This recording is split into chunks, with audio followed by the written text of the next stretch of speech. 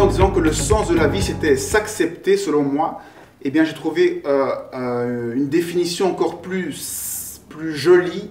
C'est le sens de la vie, pour moi, c'est de s'aimer. Forcément, lorsque l'on s'aime, on s'accepte.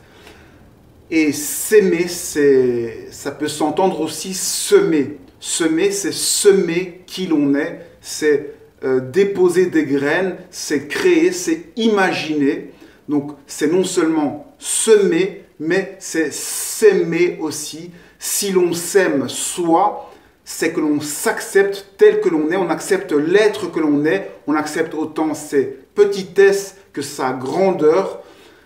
Et si on accepte sa petitesse et sa grandeur, eh bien, on accepte aussi les autres, leur petitesse et leur grandeur. Donc, si l'on s'aime, on aime aussi les autres. Et donc, si on s'aime, qu'on aime les autres, la vie change totalement. On vit une autre vie.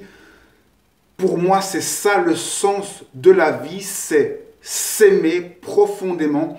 Et s'aimer profondément pour savoir si vous y arrivez. Voyez si vous arrivez à aimer profondément tous les autres, le monde extérieur, tout ce que vous voyez. Tant que vous n'arrivez pas à l'aimer profondément, sincèrement, ça veut dire qu'il y a un problème en vous, qu'il y a quelque chose en vous que vous n'aimez pas.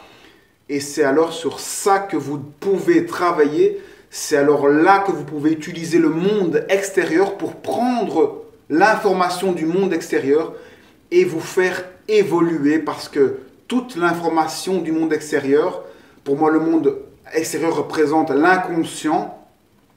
Eh bien, tout votre inconscient vous donne de l'information sur vous, vous révèle de l'information, vous révèle tout ce que vous n'aimez pas profondément chez vous, tout ce que vous n'assumez pas chez vous, tout ce qui n'est pas clair chez vous. S'aimer, c'est aimer toute la vie, tous les gens, tout le monde, parce que vous réalisez que tous ces gens, tout ce monde, c'est vous qui leur donnez une image, c'est vous qui leur donnez de votre identité, c'est vous qui les avez quelque part créés.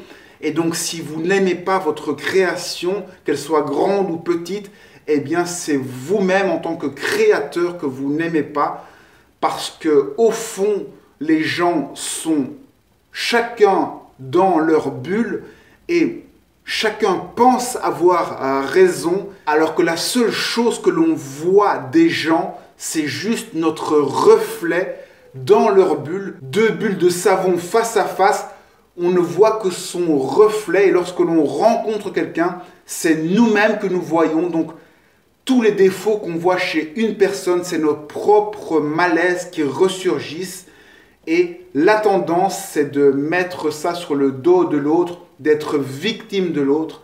L'important, c'est d'être responsable. Lorsqu'on est responsable de toute la crasse, de toute la saleté qu'on voit, eh bien là, on commence à un petit peu gratter le fond de notre inconscient, le fond de qui on est, à se découvrir. Et c'est là qu'on peut s'aimer, qu'on peut semer qui on est, et donc voir qui on est.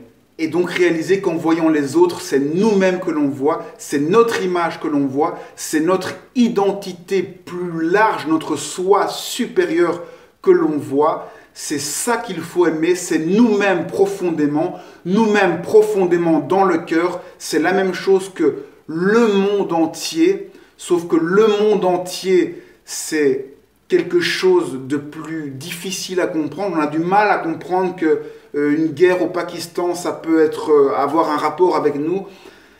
Ça, c'est parce qu'on n'est pas centré, on n'est pas dans notre cœur, on ne voit pas la parcelle divine qui est en nous, qui est responsable de ça, de tout le monde que l'on voit.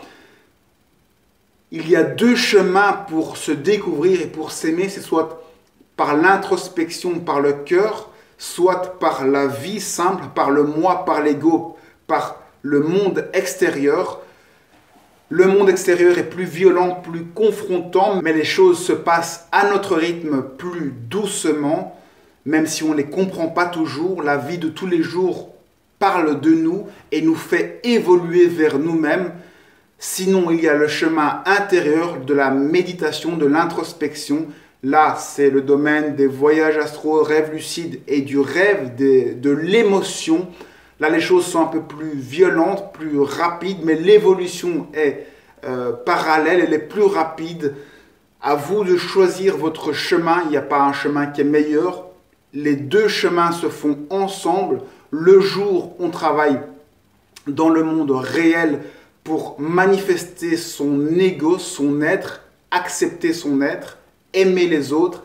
Et la nuit, on travaille dans le cœur, dans notre cœur, pour s'accepter intérieurement, nous voir intérieurement, semer qui on est intérieurement. Et en arrivant à être intérieurement et extérieurement, vous allez semer qui vous êtes, parce que en rayonnant votre être, vous semez de l'amour, vous semez qui vous êtes, et ça resplendit. Les gens illuminés, les gens éveillés, ça se voit, ils émanent une énergie, l'énergie de qui ils sont, et ils changent énormément les gens qui sont autour d'eux, parce qu'ils permettent aux gens de voir leur reflet.